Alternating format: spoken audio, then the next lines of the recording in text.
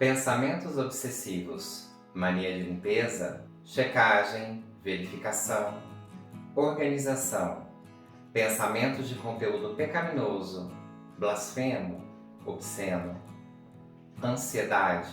Você conhece alguém que sofre desses males? Você já passou por isso? Já ouviu falar em transtorno obsessivo-compulsivo? O TOC é um transtorno grave de ansiedade que acomete até 4% da população mundial, formado e caracterizado por pensamentos, ideias recorrentes, involuntárias, intrusas, invasivas, que ficam ali martelando na sua cabeça dia e noite. Te atrapalha a dormir, te atrapalha a trabalhar, impede você de estudar, de ter vida social. Você conhece alguém que passa por isso? Venha com a gente nesse vídeo que eu vou explicar para você os detalhes e o tratamento para esse quadro severo de saúde mental.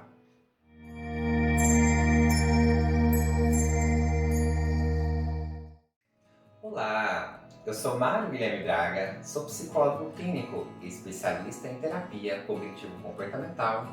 Tenho curso em extensão em terapia de esquemas, em terapia de aceitação e compromisso e em terapia dialética comportamental. Bom, pessoal, hoje eu queria falar para vocês sobre transtorno obsessivo-compulsivo. Você sabe o que é isso? Você já passou por isso? Alguém na sua família? Algum amigo? Conhece alguém com esse quadro? Pessoal, o TOC é um transtorno mental grave, severo, que pode acometer severamente a vida e a saúde de qualquer pessoa. Ele é formado por pensamentos, ideias repetitivas acerca de organização, ou de checagem, ou de limpeza, ou de desinfecção, ou de organização, ou até a respeito de conteúdo sexual ou blasfemo ligado a uma crença, ligado a uma pessoa, ligado a um contexto específico. E pode sim atrapalhar o sono, o apetite, o humor e a saúde mental como um todo da pessoa. Bom, o TOC, ele é um tratamento, ele é um transtorno mental grave e que precisa de intervenção multiprofissional. O que isso quer dizer? Intervenção medicamentosa, precisa de uma avaliação psiquiátrica e também de psicoterapia. E nós vamos trabalhar com o cliente diversas características de personalidade. Então a gente observa no consultório que os pacientes portadores de TOC, eles têm, dentre muitas características de personalidade, o perfeccionismo, a responsabilidade exagerada, uma crença muito arraigada, muito firme sobre o poder desses pensamentos, tá? E isso empobrece bastante o repertório comportamental, porque o indivíduo ele começa a fazer rituais, que a gente vai chamar de compulsões, e que vão prejudicando a qualidade de vida, vão impedindo a pessoa de se dedicar àquilo que realmente vale a pena para elas, aquilo que realmente faz sentido na vida. Então elas vão passar muitas horas fazendo verificação, ou muitas horas fazendo limpeza, lavagem, desinfecção, ou alinhando as coisas de casa, ou organizando os objetos. E isso vai gerar um tremendo prejuízo ocupacional, ok? Bom, a gente sabe que o TOC ele é um transtorno grave, que geralmente se inicia na infância ou até a adolescência. E se não tratado, o TOC vai levar a uma incapacitação, porque ele é de curso crônico e se não tratado, ele vai levar o paciente a um prejuízo em todas as esferas. Tem casos tão graves que a pessoa deixa de trabalhar, deixa de sair de casa, não consegue mais estudar. E ela se dedica tanto a rituais para eliminar a ansiedade que ela gasta praticamente todas as horas do dia no TOC, ok? Dentre as causas conhecidas do TOC, hoje nós temos aí estudos bastante avançados com ressonância magnética funcional mostrando realmente quais são as áreas do cérebro que são mais estimuladas nesses pacientes com TOC. Então a gente tem o corpo estriado ventral, a gente tem aí o tálamo, que são regiões cerebrais muito específicas e que nesses estudos com ressonância magnética funcional a gente vê que essas estruturas ficam muito mais acesas, muito mais estimuladas nesses pacientes com TOC. Para alguns casos até bem mais graves, que de repente não tiveram uma boa evolução com a medicação e com a terapia, são casos que se preconiza às vezes algumas intervenções com eletrodos, né, um pouco mais avançadas, que não é a maioria dos casos. Mas é interessante saber que a gente tem algumas regiões cerebrais envolvidas no TOC. E aí você deve estar se perguntando, tá, Guilherme, mas qual que é a causa do TOC? O que leva uma pessoa a desenvolver esse quadro? Na verdade, a gente tem uma pluralidade de situações, uma pluralidade de causas. Então a gente tem desde uma predisposição genética do indivíduo, isso é, se a pessoa tem um parente de primeiro grau, ela tem muito mais chances de desenvolver o mesmo transtorno, ok? E um conjunto de estressores ambientais, situações de estresse que ao longo da vida combina-se com essa predisposição genética, desencadeando aí um transtorno. Um detalhe importante, pessoal, é que hoje em dia, tanto na psicologia quanto na psiquiatria, o que a gente tem percebido é o seguinte: não há um diagnóstico isolado. A gente vai chamar isso de comorbidade ou co-ocorrência. Você tem pacientes com depressão e TOC, com fobia social e pânico, com depressão e ansiedade. Então, com transtorno alimentar e ansiedade, com transtorno alimentar e depressão. Então, a gente tem visto que boa parte desses pacientes com TOC também tiveram ao longo da sua história de vida ou apresentam no momento desse diagnóstico outros diagnósticos concomitantes a ele, ok? Bom, agora a gente vai falar do tratamento dentro da terapia. Primeiramente, a gente vai trabalhar na psicoeducação. O que é, na verdade, a psicoeducação? É o momento em que a gente vai expor e educar o nosso paciente sobre o que é o TOC, quais os sintomas, o que pode levar ao transtorno, ok? Explicar realmente esse funcionamento também para mobilizar no paciente a adesão ao tratamento. Porque às vezes a pessoa começa a terapia, ela para, ou começa a medicação, para. Muitos pacientes chegam no consultório, às vezes com a medicação prescrita pelo médico, mas não está tomando a medicação adequadamente.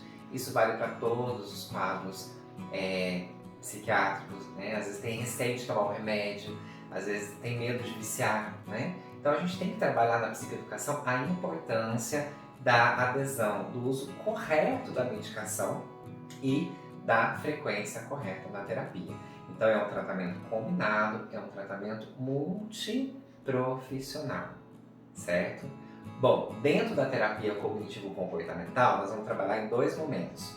No primeiro momento, questões cognitivas. O que são processos cognitivos? É aquilo que envolve pensamento, aquilo que envolve sentimento, aquilo que envolve memória. Então, pensamentos invasivos, a gente vai chamar isso de pensamentos automáticos. Por que eles são automáticos nos transtornos de ansiedade, como no TOC? Porque eles não dependem da vontade da pessoa, eles são involuntários. Eles invadem realmente a mente da pessoa, dizendo ou falando coisas a respeito daquele tipo de TOC. Então, por exemplo, eu preciso eu preciso lavar novamente, me lavar, tomar banho de novo, porque senão eu vou pegar uma doença, ou eu tenho que limpar tantas vezes os móveis da minha casa, porque senão pode ter uma doença letal aqui, eu posso passar para minha família. Ou de repente eu tenho que voltar 35 vezes do percurso do meu trabalho para minha casa, porque eu estou com dúvida se eu deixei o gás desligado ou se as janelas estão fechadas. Então tem pacientes que eles voltam dezenas de vezes para checar se o gás está desligado, se as janelas estão trancadas, se as portas estão fechadas. Tem alguns que trazem relatos até de quebrar a maçaneta, de romper a válvula do gás, de tanto que verifica. tá? Pensamentos do tipo, dúvida se machucou alguém no trânsito. Então, às vezes a pessoa volta várias vezes no percurso com o carro para ter certeza que não atropelou ninguém, para se certificar que ninguém foi atropelado, ninguém foi machucado, né? E aí a gente percebe que não há nada no campo racional, mas é fruto de obsessões, dessas ideias que ficam martelando na cabeça do indivíduo. Bom, então a gente precisa trabalhar a exposição. Então, técnicas de exposição é o carro-chefe de intervenção de tratamento na terapia cognitivo-comportamental.